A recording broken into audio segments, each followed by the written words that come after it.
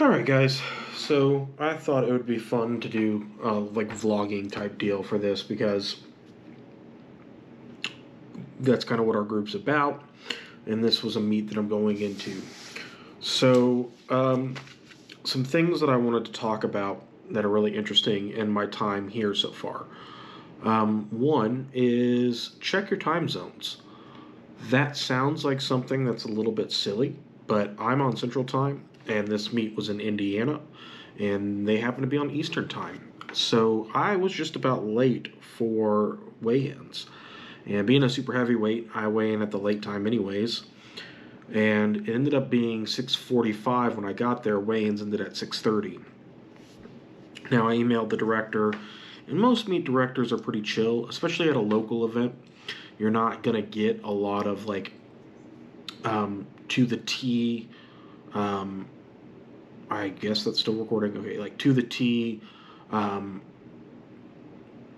Very strict rules. I will say at nationals and things like that, that's where you start to get a little bit different. Um, but yeah, that's something that you need to make sure you're taking care of. Prep going in, especially when you're traveling, it's always good to kind of have a running list of things that you might need. Remember on your score sheet or on your sheet that has everything, shoes, belt, knee sleeves, wrist wraps, singlet, t-shirt, tidy whities, because remember, at least for USPA, you have to have underwear. And make sure that it's already packed and ready to go. Make sure you know where it is. And especially when you're done, make sure you put it somewhere for your next event. Um, Another thing is check out hotel prices. Do that beforehand. It gets expensive when you don't. So those are just some things that I'm thinking of. Another thing is never hurts to have a little kind of what I like to call like a toolkit. Make sure if you use a lever belt, you have a screwdriver that can fix your lever belt in case you're coming in a little light or a little heavy. Super glue. I actually just got done super gluing the bottom of my Nike Romaleos 2 that I've had for about almost 9 or 10 years now. Um, and just things like that, things that you don't really think you'll need, but you definitely don't want to be without. Other things, have your kilo conversion sheet. Remember, all your attempts are going to be given in kilos. Um, and remember, in USPA, you can actually change your first attempts up to 5 minutes before your flight, at least per the rule book. But having a good kilo conversion sheet for quick reference is usually pretty good. Another thing, and I'm going to go over this a little bit more, I have my kind of like meet day sheet. And what I have on here is my Class 2, Class 1 Masters totals for the two weight classes I could have potentially been in. I ended up weighing into the super heavyweight today at 146 kilograms, or roughly 322 pounds. But I have typically competed in a 308 and under class. So I'm trying to go to Nats, and I need a Class 1 total or a Masters total, I guess Class 1 or higher.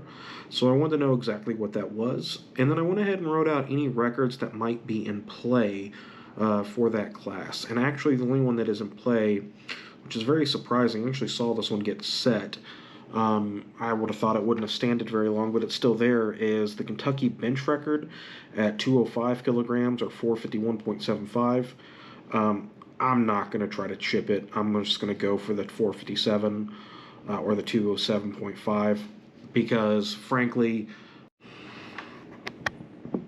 that was weird. Okay, sorry, I'm learning a lot of this stuff too as I go. So, frankly, where we picked up, I want to set a personal PR. 450, 455 is my personal best in the gym. So hitting 457.25 would be a PR, and it would be a state record. I have my projected openers and then my projected second attempts. And with the second attempts, I would have, if you're feeling good or if you're feeling bad attempts, both ways.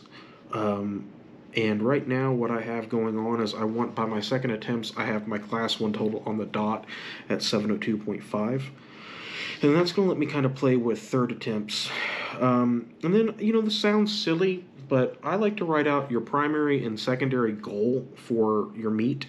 And I like to keep it very simple and concise. Your main goal and then a secondary goal. My meet goal is to get that class 1 total or higher for nationals. And then my secondary goal is if second attempts go well for the class 1 total, I want to set some meet PRs, meaning I want to set some PRs that I haven't done on the platform. And then I have actually my gym PRs and my meet PRs listed underneath that. And then one other thing that I think is good to know, take advantage of writing down your rack height and your face savers.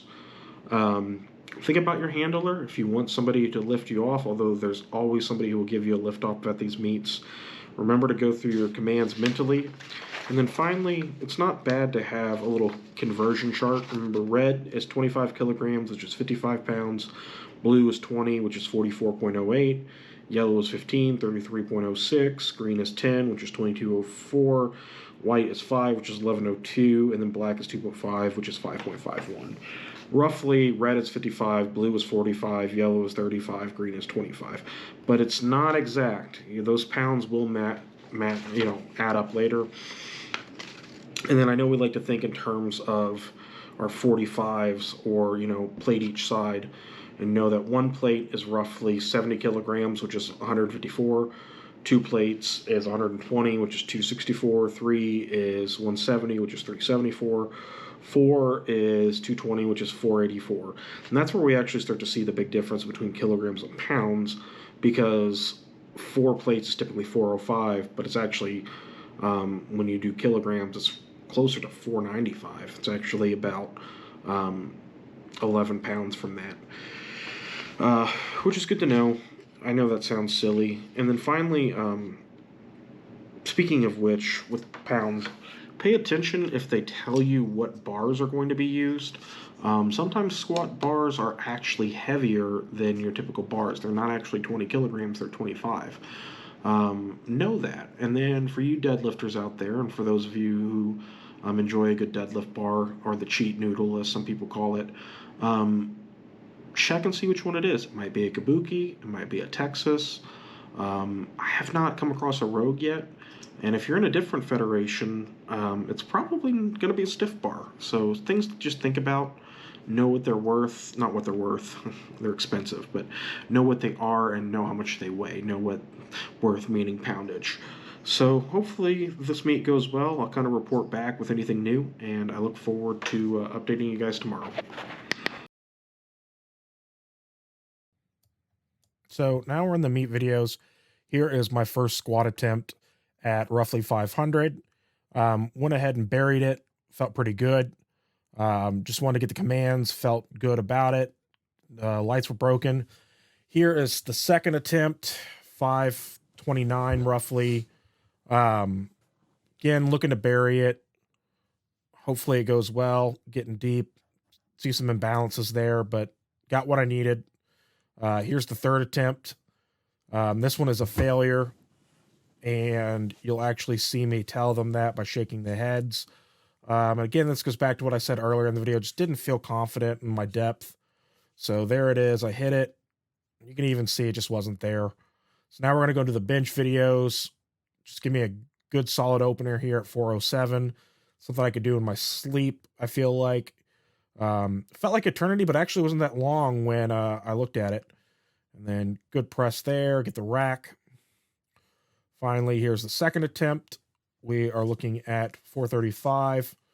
I've hit this a few times in the gym with varying success, and you'll see right now it just flew up, and I was shocked. So as you'll hear me say later on, go ahead and went for broke on that third attempt, state record. Hashtag be petty. Looked really, really clean. Plan on maxing out again soon with that. That's pretty hype on that. And you'll see my little fist bump there. First deadlift attempt, 550. Really imbalanced on this one too. I didn't think it was that bad on the first attempt, but after rewatching the videos, it was rough. Here's the second attempt, 585, 589, somewhere in that range. Much, much cleaner. Gave me the confidence to go into the third attempt. And then you'll see what I talked about. This third attempt is just all kinds of ugly. Watch that left side here. It is just gross. I don't know how I managed to pull that out, but we got it and looked pretty good. Let's mute that. So, meat day. There's one prevailing thought that I continue to have, and it's that you can never have an opener that's too low. Obviously that's hyperbole. I don't actually mean there isn't any number that's too low. But what I can tell you without a doubt is that if you haven't been to a meet in a while, or it's been a little bit since you've competed or never competed, if you have any sort of anxiety, you are going to be anxious. Like, it is just like, I've done this plenty of times. The numbers I had planned today were not overly crazy, but legitimately, I'm anxious. In my first squat, it's like everything feels off. Like, you're always it's like, oh my gosh, I gotta get on the board. Like, if I bomb out here, it's like you just get all these thoughts of doubt. And that's why I chose to open with a squat that I know that I can hit. And a phrase that comes to mind, I'm showing my age a little bit, but there was a very famous powerlifter named Brandon Lilly. I loved learning from that guy through his programs and guides. Watched a lot of his YouTube videos when he was there. He's actually from Kentucky as well, which is cool. I think he's down in the Berea area. And he has since kind of phased out of the powerlifting. He's pretty jacked now, cut up. But anyways, fanboying aside, realistically, he had this phrase called 365 strong. And the kind of principle of it was that you should have a number that no matter what, even on your worst day, you know you could get it. Like, if you're in flip-flops and, or sandals or Crocs, and somebody says, I challenge you to a squat off or a bench off or a deadlift, it's the number you know you could hit. Or if you were deathly ill, the number that you know you could go into the weight room and grind out. And for me on squat, that was 500. I know I can get it. I've gotten it multiple times before. It's just a number I know I can get. And once you get that first one out of the way, it's not that all the emotion goes out the window or all the anxiety goes out the window. It's more like you just feel comfortable again. So from there, I decided to go 530 or 529 because that's what I needed with my second attempt, with my other second attempts for bench and deadlift. I think we talked about that in the last video. And hit that and it felt weird, but I got it and I was happy because that's what I needed. I had one goal. You saw on my goal sheet, I needed to get my class 1. So I went for 555 on squat, which would have been a meet PR. Honestly, you can watch the video. I'm going to probably link it in the whole amalgamation of whatever this is. But what's crazy is it just wasn't there. And that's something with my squats right now in general, is that it's just I don't have it there. It's I either cut it too high or cut it too deep. And it's always better to be too deep, but it just wasn't there today. And it came out of the hole surprisingly well, which is weird because that was my weak area for a while. So I just got to really dial it back, get comfortable in my technique, and I'll get it. I've done upwards of 615 before on a squat, so it's very weird to fail a 555. I hit 550 at Nats back in July of 2021. So, no, I'm sorry, 2022. 2022. Because it's 2023 right now.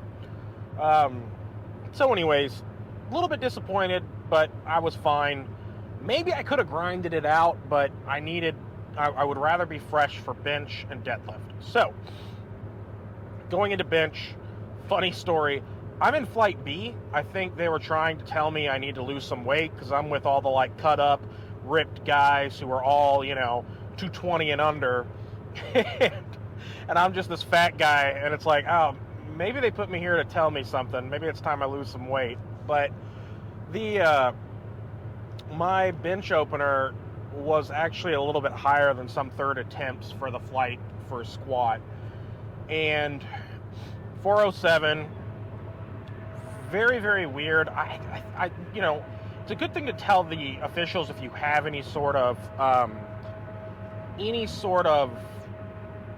like imbalances or things like that. My right arm won't lock out, and sometimes it takes some time to see it. So it's always good to just let them know. And I felt like I was being told to hold the bar for eternity. So much so that my arms were shaking. Some of that's nerves too, but it was like, what's going on? But again, that goes back to what I said in the theme of this video. First attempts that you can get in your sleep. I know on a good day, on a bad day, on any day, I can at least double or triple 405. So that was the perfect weight for me to open with. Then again, I had a plan. 435 was what I needed to get my total. Went ahead and did it. Bam! Flew. I was blown away how well it went. So honestly, my second meet ever, somebody set the Kentucky bench state record, and I like to try to make friends with people. I try to be a friendly guy, and I remember this guy was just kind of a dick. He was just not a nice person, and he was very, very I don't know. He was not nice. So he has had this record for a while, and to add insult to injury, not only was he a jerk at the meet, but he was spamming the USPA page nonstop, wondering when his record was going to be posted. And I just don't like people like that. So, in order to break the record, I could have chipped it, but I didn't want to do that because to beat it by 2.5 kilograms was actually a personal best for me of all time, gym lift or meet lift. So I went ahead and did the 457.5, and I beat it. And I was ecstatic because I'm petty, and it was nice to take it. Plus, it was a big PR. And it surprisingly flew too. So I think I may have finally broke through my bench plateau. We'll see. But it was nice. So I was pretty jazzed from there. Going into deadlifts, good Lord. The warm-up room, I was struggling. 135, 225, 315 was fine. 405 about hurt. So I'm freaking out a little bit, to be honest, because my opening attempt is 550, and it's 455 was the last thing I touched in the deadlift or in the warm-up room, and that hurt too, and I'm it's not going to go good. But 550 goes up fine. Not great, but not terrible. So again, I could, because I hit 10 pounds over what I expected on bench, or I got 10 pounds more, or not pounds, goodness gracious, 10 kilograms more than my second attempt. I had 10 kilograms to play with either way, so I could have played it safe and made a jump to 565 and still gotten my class 1 total, but I made a plan. I tested out my plan. When I tested out my openers in terrible conditions, I do that on purpose. 585 was what it was. 585 was my last meet PR, so I stuck with it, and it actually went really well. And I think that's kind of the case, is you find your groove a little bit. Plus, it was a kabuki bar, which was great because that's what I train on. I shouldn't. It's the cheat noodle, but I like it, and it makes me feel good, so I train on it. So then that left the question, what do we do for a third attempt? So again, my first primary goal was met. I got the total I needed. So the secondary goal, as we talked yesterday, was I needed or wanted to set platform PRs. So actually anything over 585 would have been a platform PR. So my all-time PR is a 605 in the gym. So I was I want to hit that or close to it in a meet. So I hit a 606. So technically it's a 1 pound PR. It was ugly. Take your time and set up on your deadlift. Don't do the ritual stuff unless you just enjoy it. I'm not a big ritual guy. It's just not for me. At 33 years old, I don't care. It definitely works for people, you know. Honestly, I know it works because bowling is the same thing. Like, if you see any good bowler, they have a pre-shot ritual. So having that for a deadlift's really good. But why am I even rambling about that? Because I was very uneven, and luckily I got it, and that makes me feel like I probably had more in the tank for deadlift, even though it hurt like hell. I managed to get it up despite being uneven, and I'm very happy. So 8 out of 9, great day. Other funny things. They streamed it. I told my wife and my mom and dad, like, way too late. So they were streaming it. I feel bad because I was up here in Indianapolis by myself. And they could have been watching the whole time. It's all good, though. Great day. I really enjoyed it. Again and again, I will tell you, get an opener you feel comfortable with. I just see it all too often. I saw it again today. Just, you're not going for broke on your opener. Your opener is to feel it out, and then you can plan your jumps. Everybody thinks their jumps need to be like PR jumps when they're going for a PR in the gym. Like, this is my old PR, this is my new PR, this is what I would like. Or this is 10 pounds below my PR, this is my PR, new PR. I don't subscribe to that philosophy. I've had a lot of success not doing that philosophy, and I've seen a lot of people bomb out because of that philosophy. So now we go back to the drawing books. What and where does the training go? I'm on that post-meet euphoric high. You always want to just like nail down training. Some other fun stuff. I'm probably going to try some single ply stuff just for funsies. And yeah, so that's my little update. I'm getting ready to see the Louisville skyline. It's absolutely beautiful. You know, as much as I'm a Lexington guy through and through, Louisville's got a pretty damn good skyline. So I'm going to go ahead and hop off of here and enjoy that. And yeah, I hope if anybody did watch this, I hope you enjoyed it. This was kind of for me more than anything else, as silly as that sounds. I do it for you guys too, because I'm coaching now, and I want, you know, some of the things that I want to instill in my athletes, I want to say here. But it does feel inherently narcissistic to do this, so I feel bad about that. So I hope you enjoy it, and if you don't, I'll enjoy it, maybe, or maybe I'll just cringe, but it's fun anyways. So thanks, guys, and I hope you guys have a good night.